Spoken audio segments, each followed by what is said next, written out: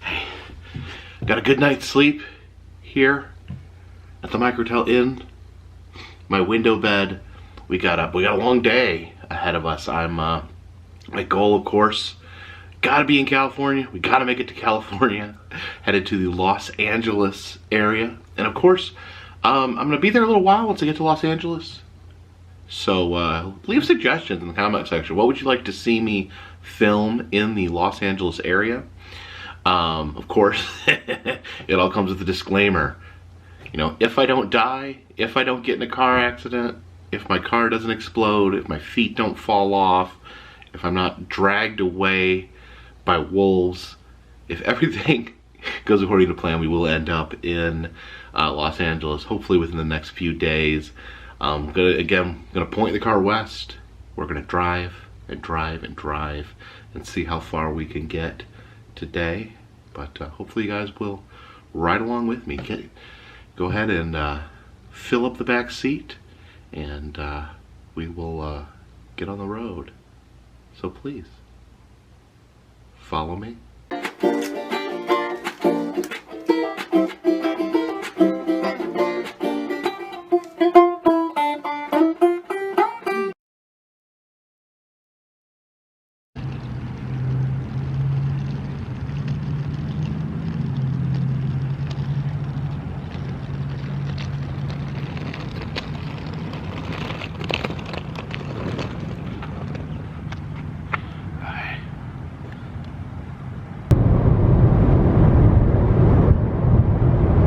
Standing here along Route 66 in Tulsa, Oklahoma. Have a little footbridge that can take us over the Mother Road. And it looks like we can actually walk over the bridge here and cross over top Route 66. You can see here along the bridge we have some love locks. People have left these locks. A lot of times people will sign their names as a couple and then put the locks on a bridge. You can see that one's actually engraved. Put their locks on a bridge to ensure that their love lasts forever, unless someone knew the combination and could break their love. Oh, Route 66, the Mother Road. Then we have this absolute bonkers statue here on the other side of the bridge. This is a statue dedicated to Cyrus Avery, who is the man driving the car right there. He was involved in the creation of Route 66, known as the father of Route 66. He actually is the one that came up with the name Route 66. And yeah, this is an insane, ambitious statue. You have him here driving with his family in this this Model T, and he is running into a man riding a horse-drawn wagon. Of course, it looks like much chaos is ensuing. I think this is kind of symbolic between the old way of travel, the horse-drawn wagon, and the new way of zipping along Route 66 in your automobile. Got so many crazy details in this statue. We look in the grill of the Ford. You can see a smushed grasshopper right there. Now we look at the car. Cyrus's family in the car freaking out because of the attack by the horses. Look at his daughter there in the back seat. She is completely terrified, and the cat trying to jump out of her arms there. Actually, I think I might be able to step in the back of the car here. And there we go. We are riding in the back seat of Cyrus Avery's Model T. Oh, hey there, kitty. Don't be scared. It's just a horse. His claws again. Ah! My face! Ah! While the Avery family has a little kitty in their back seat, the wagon here Wagon rider has a dog in his wagon, so it's kind of like wagon versus car, dog versus cat.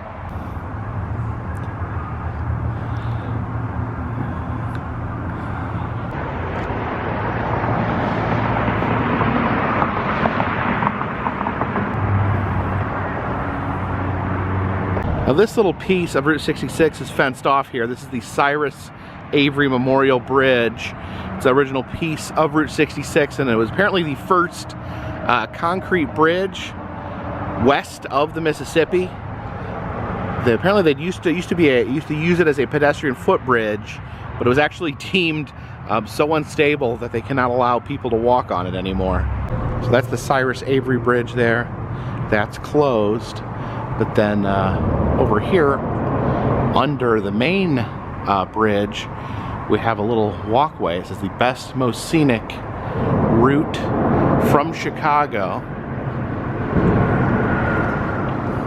It says through Tulsa to Los Angeles. There's America's Highway there. And you have these benches here set up. Some interesting benches right there set up so that you can enjoy the view of the Avery Bridge. As we head back through the walkway here, it has some alternate names to Route 66. The Mother Road, Will Rogers Highway,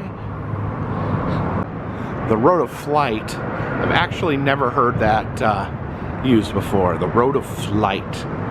And of course, America's Main Street. Here in Arcadia, Oklahoma, on a very old piece of Route 66.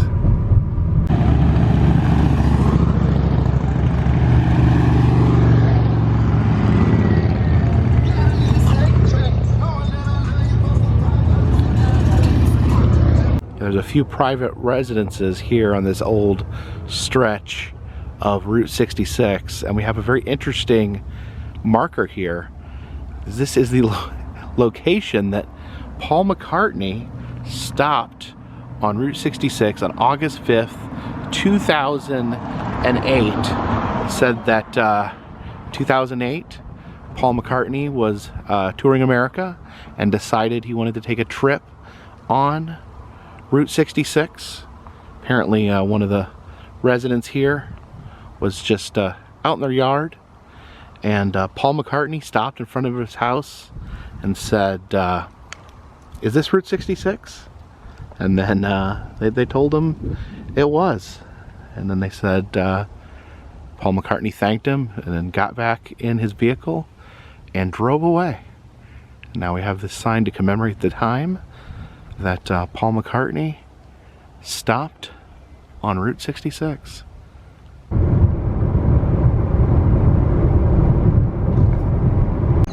Stopped off here in front of this giant abstract soda bottle here at Pops, this gas station here that has an amazing collection of different sodas from around the country. You can see all those different bottles of soda there in the window. Enter through this glass cube.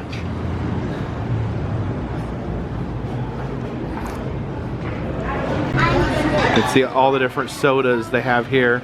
See, they're arranged by color. You have orange sodas here, blue sodas right there. Over here we have red sodas.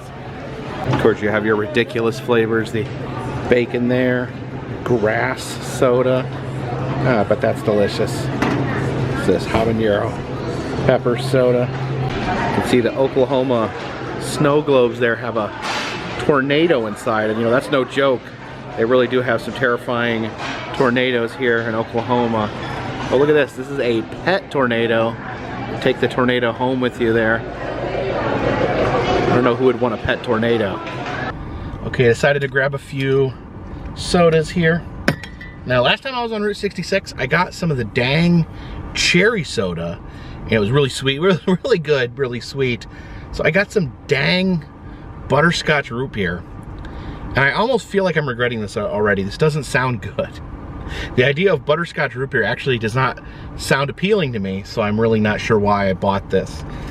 I think I just like because it's dang. Dang with an exclamation mark. Let me see if this is, ow. Yeah, I'm just gonna use, like, people tell me these are twist offs, but like, they cut my hands, so I'm just gonna use the bottle opener there. All right. Oh, that does not smell good. It smells like butterscotch. I don't think I like butterscotch. Why did I buy this?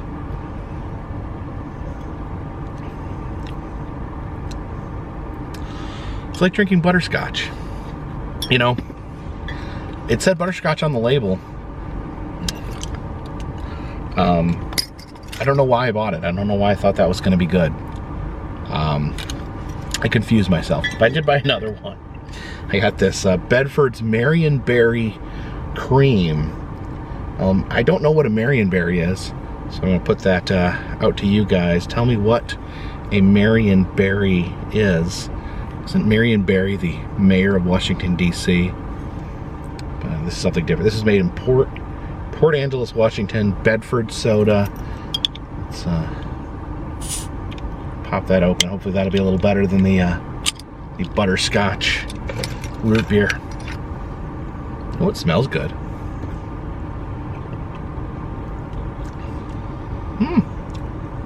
Got the tangy berry in there. I don't know, maybe like blackberry, raspberry, maybe. But with that cream as well, that's good. That tastes like a berry pie. I like this so much better than I like that butterscotch soda. Again, don't know why I bought the butterscotch soda, but this is much better.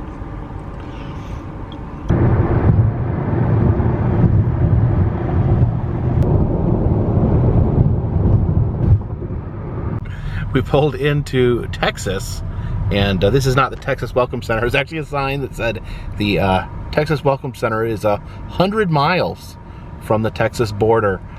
This is the first rest area in Texas, but you know, there's no building, there's no bathroom. There are some dumpsters there, but yeah, it's just a place for you to literally rest. You can park your car, take a rest. If you have to go to the bathroom, you know, too bad.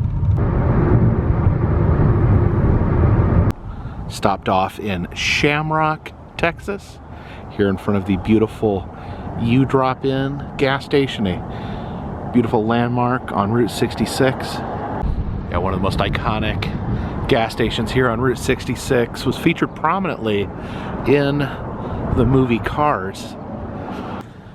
Now, unfortunately, it is closed for the day, but we can peek in the window and see the booth that Elvis Presley sat at. In the back of the gas station, I noticed a gentleman working on his truck there, and I noticed he was not moving. Looks like he is of the scarecrow variety, and has been looking under his hood for some time. Oh, look at that, we have a little Route 66 bowl here in Shamrock, and of course it is green like a shamrock.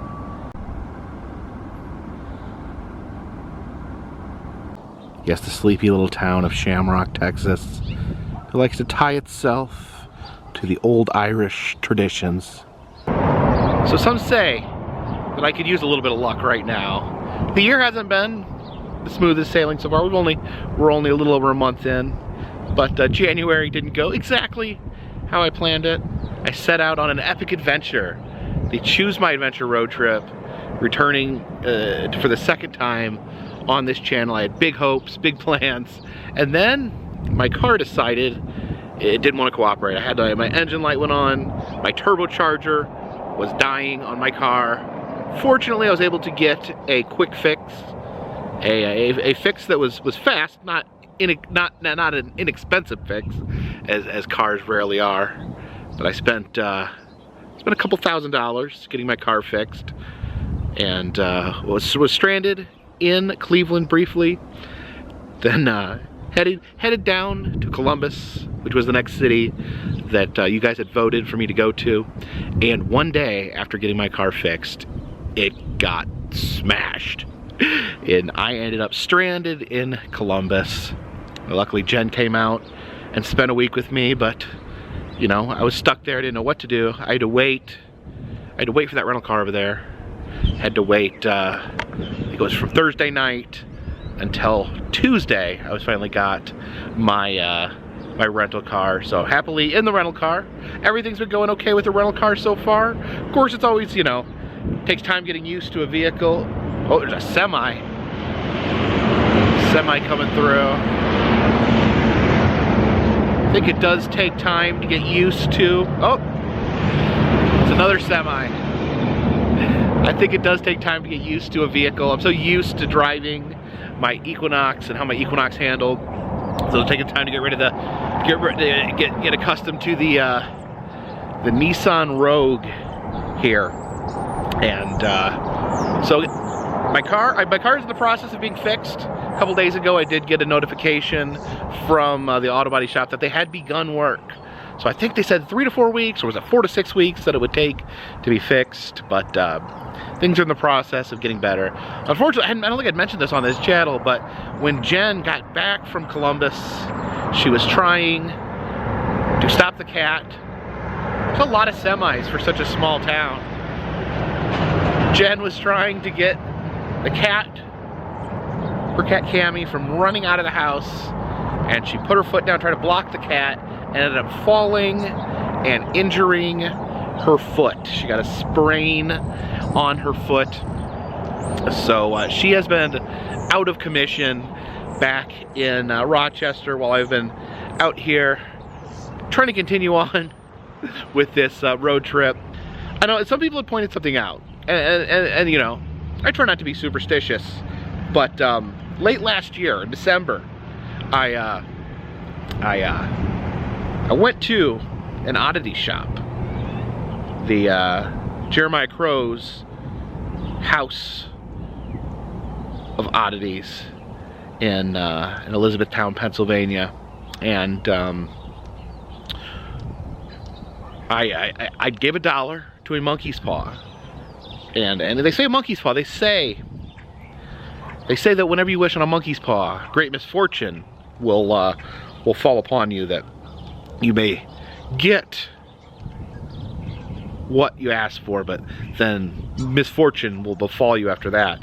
Some people have suggested that my misfortune may have come from the cursed monkey paw from Jeremiah Crow's shop, and yeah, so that's why I've come out here to Shamrock, Texas, trying to reverse this streak of bad luck, trying to reverse the curse of the monkey's paw, because here in Shamrock, Texas, they have something that nowhere else in America has, and that is a piece of the Blarney Stone. Yes, in this small park here in the middle of the sleepy itty-bitty town of Shamrock, Texas, they have a piece of the Blarney Stone. So I've come here to make communion with the Blarney Stone in order to see if I can reverse the cursedness that has fallen upon me. So I think to gain the powers of the Blarney Stone, you must lay your mouth upon it and give it a kiss. You see the stone embedded in the cement pillar. You can see where people kiss the Blarney Stone. Looks like people have left coins for the Blarney Stone. I could actually use these coins for laundry, but yeah, I think it's unethical to take someone's offering. So I will leave that, and we will plant a kiss here on the Blarney Stone. All right, so we got the stone here.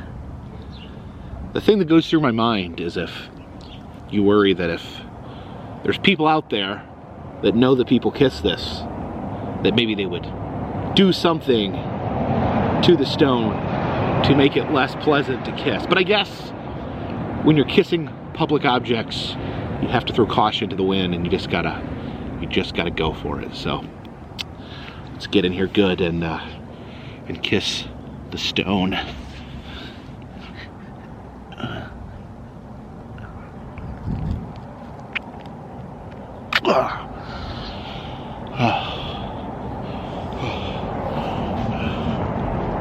I've kissed the stone. I have allowed my lips to wash over it. Hopefully I've been instilled with the luck of the Irish.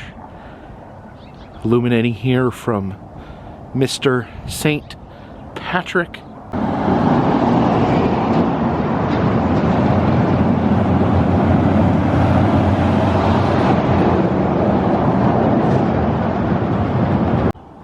Yeah, Shamrock, Texas, quiet little town right here on Route 66. Of course, that's Route 66 right there. Yeah, this is what they mean when they call Route 66 America's Main Street.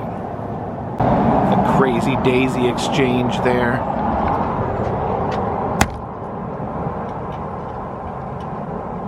This is actually the Jumping Leprechauns Mexican restaurant here. So leprechauns painted here on the window. There's a mural of the You Drop In.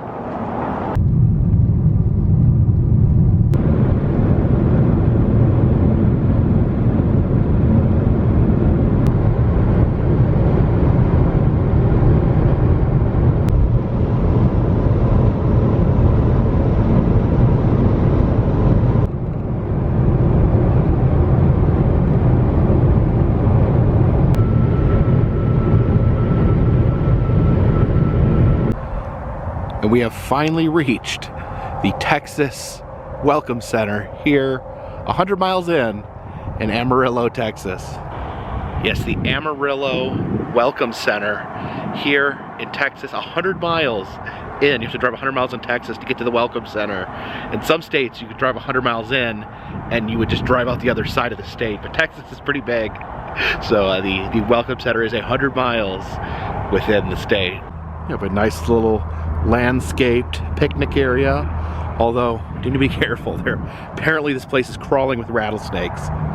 Little mock ranch here. Enter here and you can see the big horned cattle there cut out of metal.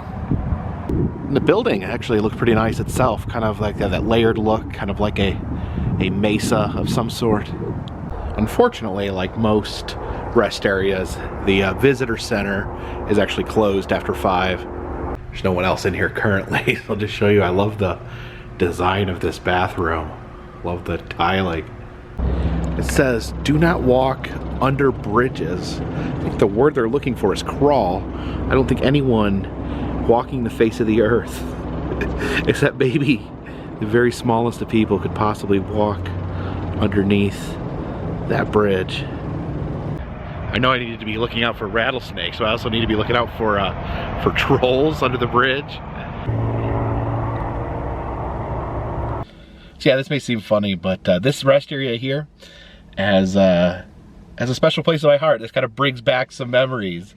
I was just talking yesterday about my big first road trip across the United States, kind of the road trip that kind of helped me form this channel into what it became, even though I didn't do very much filming on that trip, oddly enough. But anyways, so yeah, I had this big plan. I wanted to go out far west as I could before I had to turn around, and I worked it out so I could make it to Amarillo, Texas. That was the furthest west I'd ever been at that point. And I was really excited because I'd never been to Texas. Always wanted to visit Texas, heard about some cool things in Texas I wanted to check out. And but this trip, I was on a major budget. And in my head, I knew that I was gonna get a couple hotel rooms on the trip, but my idea was to save as much money as I could by sleeping in my car whenever I could. So I visited Amarillo and I found this welcome center, and I'm like, okay, this is a good place where I can sleep in my car. Of course, I had a Toyota Corolla.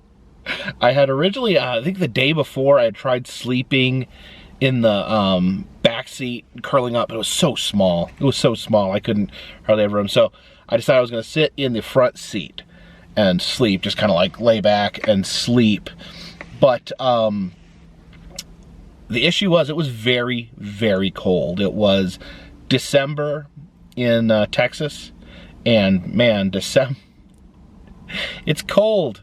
It's cold. in Texas. I assumed it was going to be hot and sunny like it is in all those old Western movies. It was so cold. It was so cold. So I got my car, I cranked the heat, and I'm sitting here, got my car all nice and warm and toasty, but I knew I couldn't just let my car run all night. I think that's dangerous. I think that the carbon monoxide can kill you. I don't know, is it safe to sleep in a running vehicle overnight? I mean, I know that would, I don't know, probably run out your gas. It's probably not a good idea. So my idea was I got the car warm and toasty, and then I would go to sleep. But then, you know, as time passed, the car would get colder and colder. And it was so cold. Like, it was like the coldest, one of the coldest I'd ever been at that point. I mean, it was just icy, freezing cold. So I fell asleep, and then the car got colder and colder and colder. And I finally wake up, and I'd wake up and I would be like literally shivering, teeth chattering, because I was so cold. So I cranked the car back up, got the heat all nice and warm. Okay, got warm and comfortable again.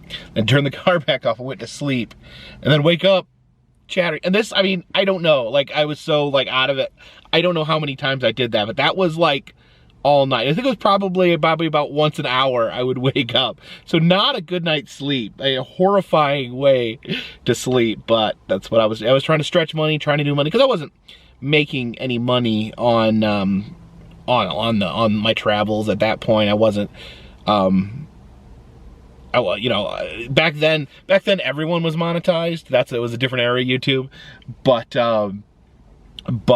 yeah, I wasn't getting very many views on the videos I had put out. I was still focusing on my blog with a B. So yeah, trying to just travel as cheap as possible. And oh man, it was a bad idea trying to sleep in my car. I think that was probably the night where I realized that that sleeping in a car was well, I would take that back. I was gonna say that I learned not to sleep in a car that night, but I actually experimented with sleeping in a car, you know, in the following years as well. I always wanted to be able to just sleep in the car, go where I want, but it's way more complicated than that. You got to have room to stretch out, or it's really uncomfortable. You've got to, you know, people can look in your windows. That's creepy. There's just so many considerations that make sleeping in a car impractical. You know, it's just, at my age and with considerations, there's no way I can sleep in a car anymore. So I'll probably sleep in a hotel tonight. I did want to stop and get some barbecue before we left Texas. And here's one of my favorite barbecue restaurants. This is Rudy's Country Store. It's a chain of barbecue restaurants across Texas and the surrounding states. And I do believe they have some of the best barbecue that can be found.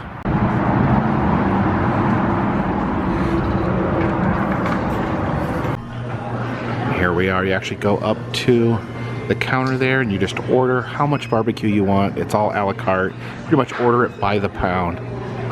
You get your food served here in this plastic crate.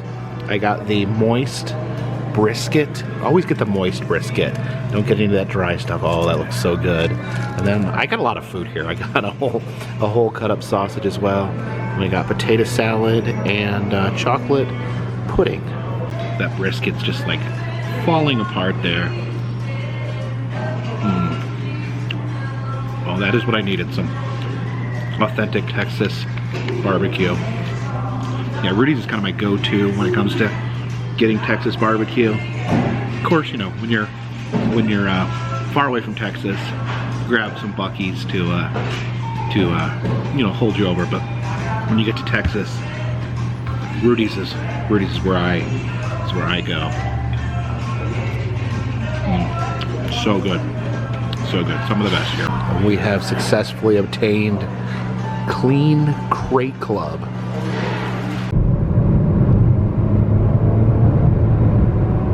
Always felt that New Mexico had the best nickname of any state. The Land of Enchantment. Arriving here at the New Mexico Welcome Center. But The visitor center's closed due to water damage. I do spot a little space alien there inside.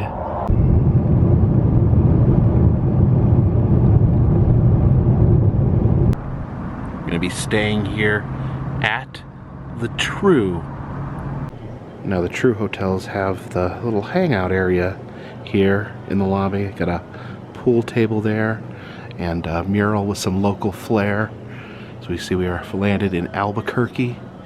Albuquerque does have a hot air balloon festival every year, so you can see the hot air balloons there in the mural.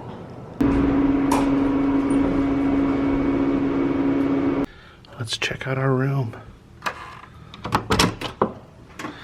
Oh, it's very dark.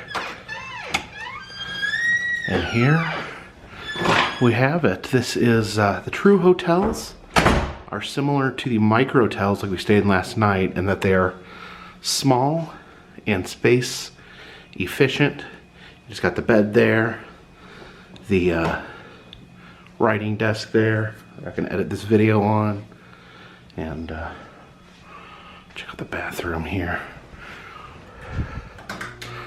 Oh, there we go. Hello everybody. And I got the squirty soap here next to the sink. And then none of them have bathtubs. They always have these showers to save on space. So we have made it to Albuquerque, New Mexico. 2 days ago, we started the morning in St. Louis, Missouri. I think we're making pretty good time here. In 2 days, managed to get from St. Louis to Albuquerque. Doing a lot of driving, getting in late. But hopefully, once I get to California, maybe I could start, for at least a few days, take things a little easier. Appreciate you guys so much coming along with me. If you like these videos, might as well subscribe, right? If you'd like to support the channel, consider donating to Patreon. $3 or more will get you a postcard once a month. Also selling enamel pins in the Etsy shop. And of course, all that does is it helps keep this rental car on the track, this boat in the water, and this Chinese spy balloon in the air. I forgot to mention, I was actually in St. Louis when the Chinese spy balloon was over top. Right when I was coming out of Transworld. I didn't know to look for it, but apparently it was up in the air as I was leaving Transworld. But anyways, until next time, this one's in the bag.